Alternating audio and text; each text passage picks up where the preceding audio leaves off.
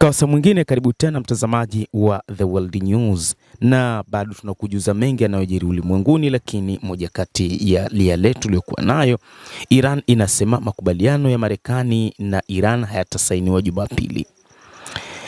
Nchini Iran, viongozi wanasema kwamba kile kinachoelezwa na Donald Trump hakina uhalisia na kwamba hawatasaini makubaliano yoyote mnamo siku ya Jumapili.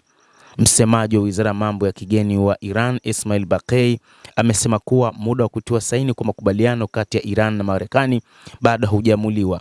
Tunasubiri muda sahihi wa kusainiwa kwa hati hiyo ya makubaliano, anasema Baqei. Aidha, alifafanua kuwa kutia saini kwa hati hiyo hakutafanyika siku ya Jumapili, lakini akaongeza kuwa kuna uwezekano wa kusainiwa katika siku chache zijazo. Msemaji huyo alisema wanachukua tahadhari kabla ya kutia saini mkataba huo kutokana na kutoaminika kwa upande wa pili wa Marekani. Hata hivyo, waziri wa mambo ya kigeni wa Iran, Abbas Araghchi, alisema mnamo Ijumaa kuwa vipengele kuhusu mradi wa nyuklia wa Iran vitakamilishwa ndani ya siku 60 baada ya kutia saini makubaliano ya awali, na pande husika zitaamua uwezekano wa kurefusha muda wa majadiliano. Mradi wa nyuklia wa Iran umekuwa chanzo cha mivutano kwa miaka mingi kati ya Marekani na Iran. Hata hivyo, Marekani na Israel zinahofu mradi huo unaweza kutumiwa na Iran kuunda bomu la nyuklia, sababu iliyoelezwa na viongozi wa mataifa hayo mawili ya kwenda vitani dhidi ya Iran. Hata hivyo, inatajwa kwamba hii ndio sababu iliyoelezwa na viongozi wa nchi hizo mbili, kwa maana Rais wa Marekani Donald Trump na Waziri Mkuu Benjamin Netanyahu wakisema wanaelekea vitani dhidi ya Iran kwa sababu ya mpango wake wa nyuklia. Hata hivyo, serikali mjini Tehran imesisitiza mara kwa mara kuwa mradi wake wa nyuklia ni kwa matumizi ya kiraia na sio kijeshi.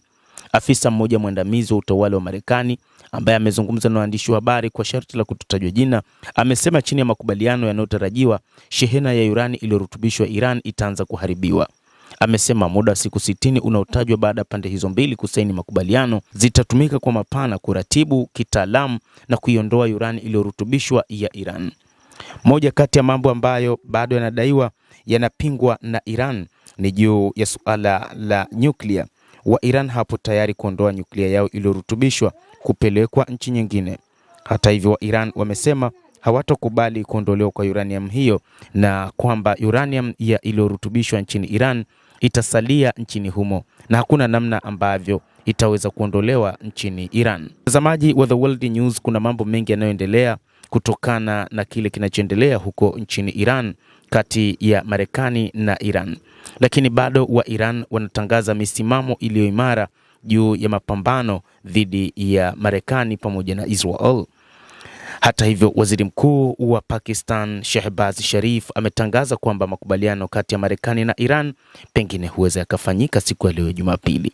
Waziri mkuu huyo amesema kuwa kuna uwezekano mkubwa katika masaa 24 yajayo kukafanyika makubaliano ya kutiwa saini mkataba wa kumaliza vita kati ya Marekani na Iran. Aliyesema hayo siku ya jana Jumamosi, akimaanisha kwamba siku ya leo Jumapili huenda kukasainiwa makubaliano hayo, na ameongeza kuwa mazungumzo ya ngazi ya kiufundi yamepangwa kufanyika wiki ijayo baada ya kusainiwa makubaliano ya kielektroniki.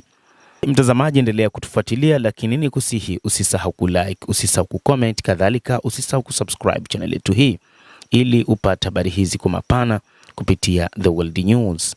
Mimi ni Adam Hussein, endelea kuwa nasi wakati wote, endelea kutufuatilia ujue nini kinachojiri katika ulimwengu. Tutaendelea kukufahamisha kwa mapana hapa The World News.